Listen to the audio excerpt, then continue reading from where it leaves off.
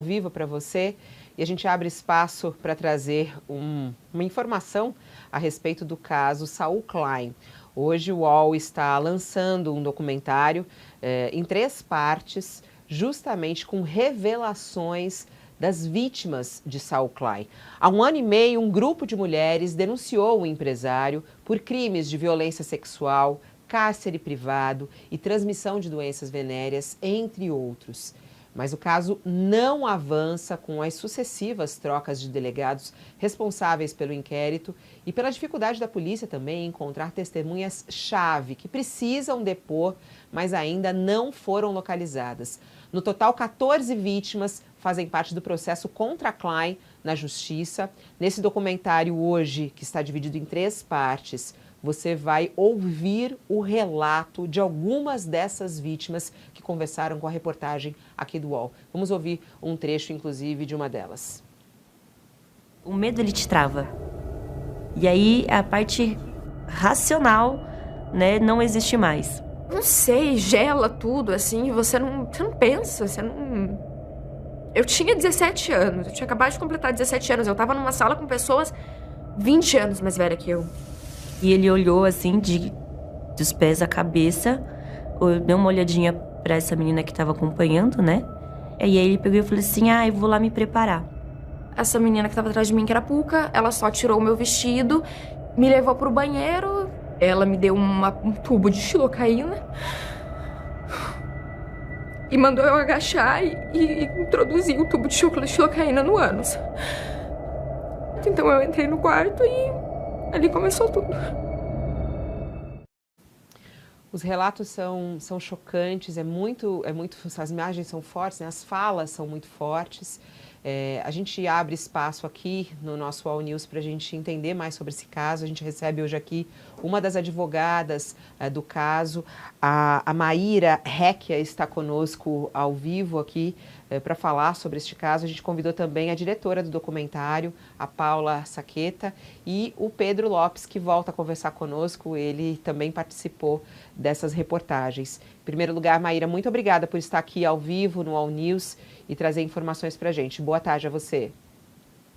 Boa tarde, Fabíola. É uma honra, uma alegria, né? Embora a gente tenha que falar desse caso aí tão grotesco. Obrigada e boa tarde a todos e a todas.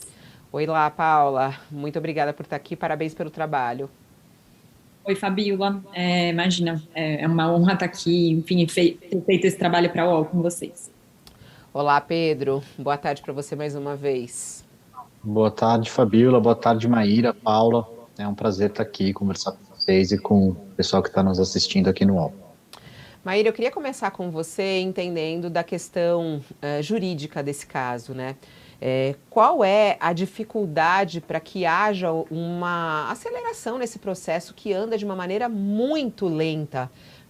Porque essa denúncia não foi feita agora, né? É uma denúncia que já vem de mais de 1 ano e as coisas não andam.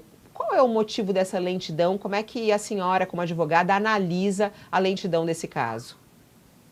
Bom, primeiro a gente está falando ainda de um inquérito policial, né, onde estão sendo colhidos os indícios de autoria e de materialidade. E assim, vejam, nós temos 14 vítimas que basicamente relataram inúmeros abusos, inúmeras violências, ameaças, cárcere privado, transmissão de doença venérea. E aí, a gente também enfrentou um período pandêmico, né? A grande dificuldade é, primeiro, de se coletar outras testemunhas que são essenciais ao deslinde também do inquérito policial. O que a gente vem percebendo, depois da troca de 4 delegados e delegadas aí ao longo desse inquérito, é que pouco se avançou. O que mais se tem ainda são os depoimentos das vítimas, com uma riqueza escabrosa de detalhes com relação ao que elas vinham passando, né, dentro desse esquema violento, de grande violência sexual, e as diligências dentro ali, sob a autoridade policial, elas ficam um pouco comprometidas quando você tem poucas testemunhas que se manifestam ao longo do inquérito. Então, a colheita de provas, de um modo geral, ela vem, assim, sendo dificultada, né? Embora nós, enquanto advogadas, eu e a doutora Priscila, que estamos nesse caso, nós entendemos que já existem indícios suficientes de autoria e de materialidade que já podem ensejar uma denúncia pelo Ministério Público. E é nesse sentido que a gente tenta acelerar agora, nessa última fase, a conclusão do inquérito policial. Bom, eu queria perguntar para Paula, né, que é a diretora do documentário, como é que foi, Paula, ouvir esses relatos, né? Como é que eu imagino um trabalho muito difícil para que a gente possa. A gente ouviu aí um dos relatos, eles são muito fortes, né? É muita dor ali. Qual foi o cuidado tomado para ouvir essas vítimas, hein, Paula? Então, é sempre complexo fazer uma mulher falar, né, de novo da violência pela qual ela passou, assim, a gente sabe quanto existe a revitimização dessas mulheres, né, que já passaram em alguns momentos por depoimentos em delegacias, Ministério Público, etc. A gente fazer ela sentar na frente de uma câmera e falar daquilo de novo, né, e de novo, enfim, gerar toda aquela dor nessa mulher de novo, assim. Então, o ambiente do set, né, onde a gente gravou no estúdio, esses depoimentos eram um ambiente muito, assim, de muito cuidado, de muito acolhimento. Geralmente a gente tem pouco tempo para fazer as coisas, né, então era uma coisa, assim, com muito tempo entre elas, porque não dava para falar, olha, tá bom, já peguei um pouquinho, agora vamos para a próxima, sabe? A gente tinha que ouvir o que aquelas mulheres estavam falando, quanto elas quisessem falar, a gente tinha que dar tempo para os espaços delas de respiro, de choro, de levantar e precisar ir ao banheiro, tomar uma água. Então, assim, é sempre muito delicado falar disso, é sempre muito delicado fazer as mulheres se colocarem de novo nessa situação. Então, a gente fez isso com muito cuidado, muita responsabilidade, muito tempo. E era todo mundo, assim, do set muito... Era um set muito tranquilo, assim, e de muito respeito a essas mulheres. Ô Pedro, os 3 episódios já estão disponíveis, né? Hoje, desde cedo, já estão disponíveis para quem quiser acompanhar. Sim, então os 3 episódios disponíveis, foram os 3 lançados hoje de manhã. E, Fabíola, eu queria aproveitar um pouco esse gancho, né, da Paula e da dor dessas mulheres e de como foi fazer essas entrevistas, porque tudo isso que elas sofreram e tudo isso que elas contaram, deixaram, né, isso deixou muitas sequelas físicas, psicológicas e tratamentos médicos e prejuízos mesmo, né, na vida delas. E eu queria aproveitar esse gancho para perguntar para a Maíra, além da esfera criminal, né, Maíra, existe toda uma ação que pode e deve ser tomada também na esfera civil para tentar, de alguma forma, aí, reparar todos esses danos que essas mulheres, né, sofreram. Exato, Pedro.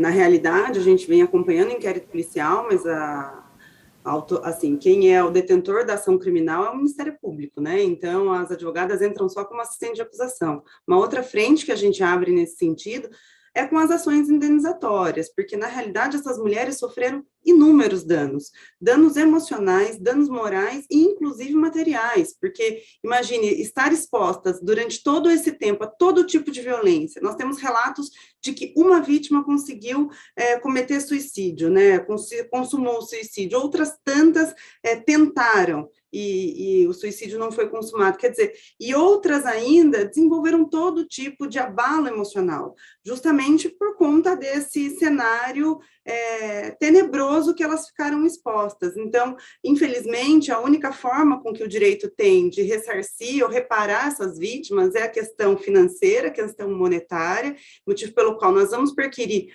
ação por ação, ações individuais, cada vítima terá sua própria ação, para tentar essa reparação moral, essa reparação emocional e também financeira.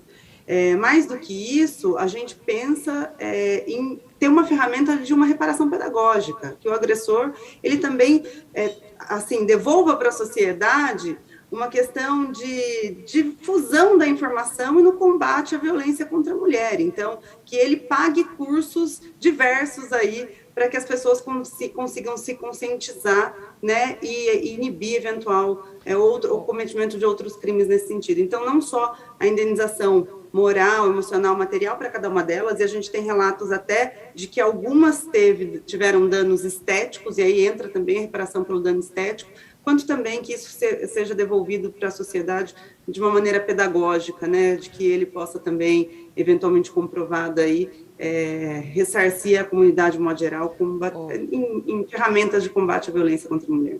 Doutora Maíra, a senhora falou de ações individuais e coletivas. Já alguma delas, a senhora já ingressou com alguma delas para pedir esse dano, essa reparação financeira? Isso já foi colocado, não?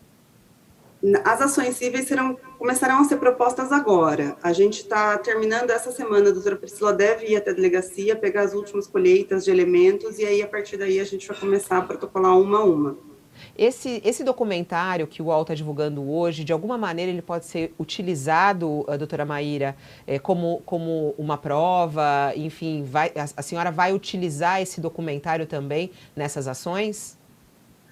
Olha, toda ajuda é bem-vinda, e esse documentário do UOL, que foi brilhantemente aí produzido pela Paula, com o Pedro e a Camila, assim, eu costumo dizer que é um documentário de utilidade pública, não só porque traz conteúdos bastante probatórios, que claro que serão também ali depois reproduzidos em juízo, mas que além disso traz a difusão da informação, né, para a sociedade de um modo geral. Para vocês terem uma ideia, acho que o Pedro nem sabe, mas eu semana passada recebi o telefonema de uma recepcionista que trabalhou por muitos anos na casa de Saul Klein, que não queria se identificar para aparecer, mas que ela queria dar indícios tanto de outros tantos delitos que aconteceram ali dentro, inclusive um suposto quarto secreto que eles mantinham ali. Então, quando você difunde, quando a imprensa, né, faz um trabalho sério como vem sendo feito e difunde o que vem acontecendo, que a gente tem exatamente esse efeito dominó, que outras pessoas se encorajam também para falar sobre todas as atrocidades que viram e presenciaram.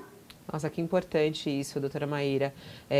A senhora sabe quando que ele parou de fazer esses encontros ou se isso ainda continua acontecendo? Eu não tenho essa informação se ele já parou ou não. O que a gente vê é que muitas vítimas, na realidade, vêm sofrendo todo tipo de ameaça. Quando saiu a matéria, né, dando notícia do documentário, e agora o documentário, elas estão praticamente em pânico, falando, olha, ninguém atende mais nenhuma ligação que não seja conhecida, porque vão começar as ameaças novamente. E a gente tem o dever, enquanto sociedade, também, de proteger essas vítimas. Essas vítimas, elas precisam da tutela do Estado para terem aí uma medida protetiva de urgência que as protejam, né? Porque elas são todas elas são a parte mais vulnerável dessa situação, seja economicamente, né, seja emocionalmente, estão todas extremamente fragilizadas. Então, a gente precisa aí também agora, num segundo momento, requerir essa proteção estatal para com as vítimas. Não, com certeza. Aliás, aqui no UOL, na parte de Universa, você mulher que está nos ouvindo, pode ir lá que você vai buscar os caminhos de buscar ajuda, inclusive se você quiser entrar em contato com a nossa reportagem, se você tem informações a respeito desse caso, ou de outros, né, por favor, entre em contato conosco, tem toda uma equipe aqui super preparada também para te ouvir, além também de outros caminhos para pedir ajuda e pedir proteção. Ô Pedro, eu fiz a pergunta para ela, não sei se você tem essa resposta, você sabe se ele ainda está realizando esses encontros ou não? Olha, eu não tenho, eu acho que seria, né, a gente ouve coisas de pessoas e de vítimas que dizem conhecer outras mulheres, mas assim, seria irresponsável da minha parte afirmar qualquer coisa que sim ou que não. Eu não tenho como saber, eu acho que é uma coisa que deve ser investigada no inquérito pelas autoridades. Porque ele está solto, né? Ele está solto neste momento. Então é muito importante. Bom, eu queria convidar todo mundo que está nos acompanhando aqui a assistir o documentário feito pela Paula, pelo Pedro, pela toda a equipe também do UOL, do Universa, do MOVE. Eu acho que é um trabalho, como a própria doutora Maíra falou, até muito importante, jornalisticamente falando, sobre a importância de a gente trazer esses casos para que as pessoas não sofram mais e procurem ajuda.